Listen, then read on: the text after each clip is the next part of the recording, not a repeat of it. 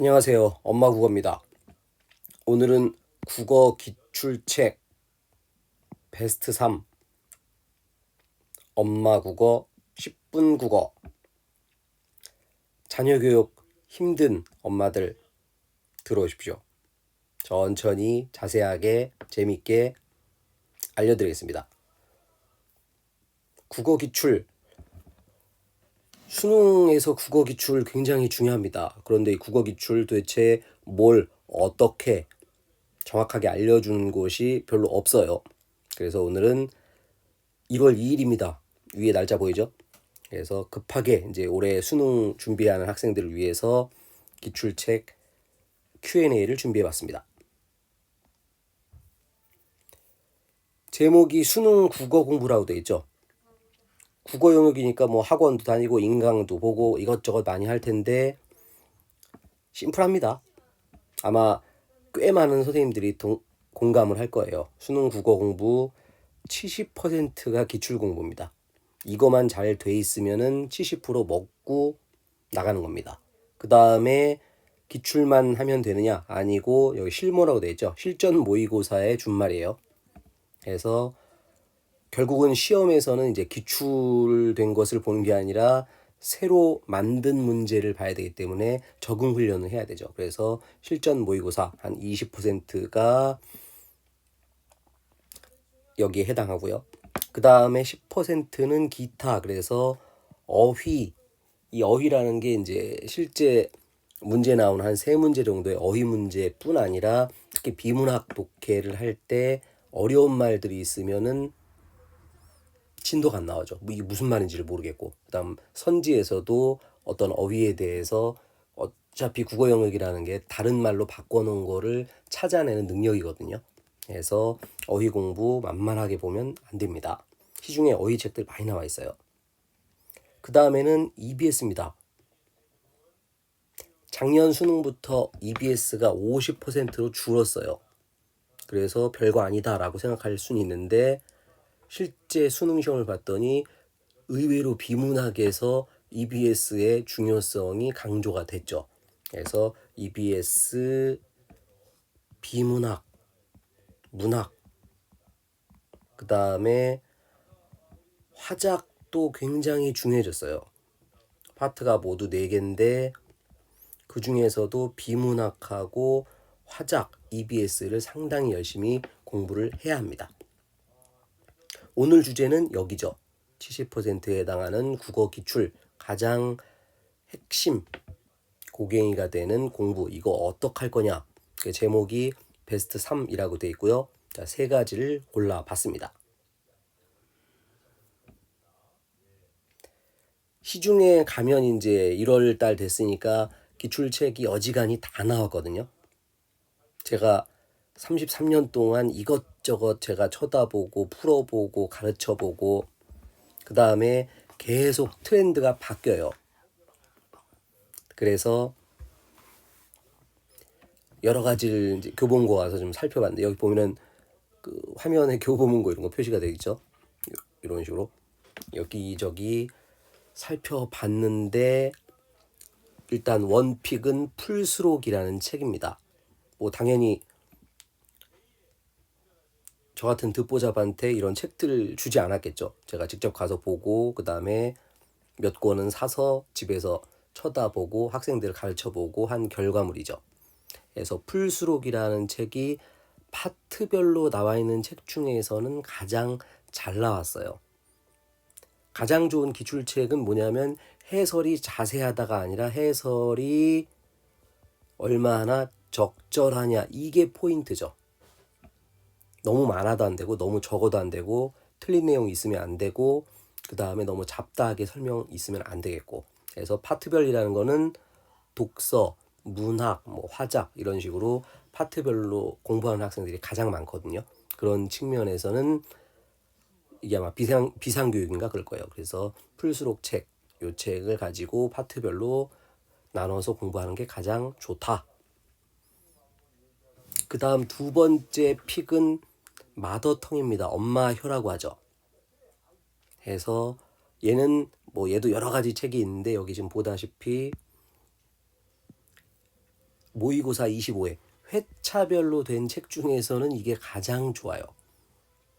가장 싸기도 하고 그 다음에 분량도 적절하고 학생들이 보기에 딱 좋습니다. 해서 나는 좀 인내심이 있다. 나는 좀 인내심이 있다. 이런 학생들 같은 경우는 회차별이라는 거는 뭐 2021학년도 수능, 2021학년도 6월 평가원 뭐 이런 식으로 회차별로 나와 있다는 뜻이죠. 그래서 회차별로 하나씩 시간 재고 풀고 그 다음에 분석해보고 그 다음에 작전 짜고 뭐 이런 방식으로 공부하는 학생들한테는 요 두 번째 마더텅 얘를 추천하는 바입니다. 그 다음 세 번째는 굉장히 유명한 책이죠. 매삼비, 매삼문에서 매삼 시리즈. 굉장히 오래된 책이고 좋은 책이에요. 그런데 왜 세 번째 픽이 됐냐면 분량이 굉장히 적습니다.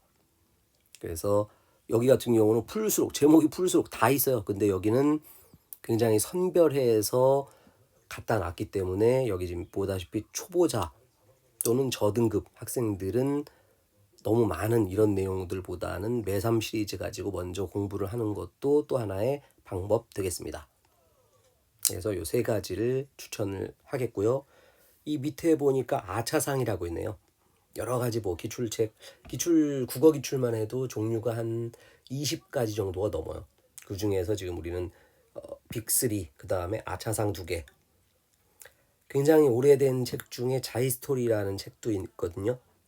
거의 원조격에 해당하는 책인데 원래는 파트별로 하나씩만 나오다가 이제는 좀 자신감이 붙어서 그런지 단계별로 갖다 놓은 책입니다. 그래서 조금씩 얇게 갖다 놨고 그 중에서도 사실은 고난도 1등급 책이라고 한 거는 상당히 어려운 문제들만 뽑아서 갖다 놓은 거기 때문에 상위권 학생들에게 주었습니다.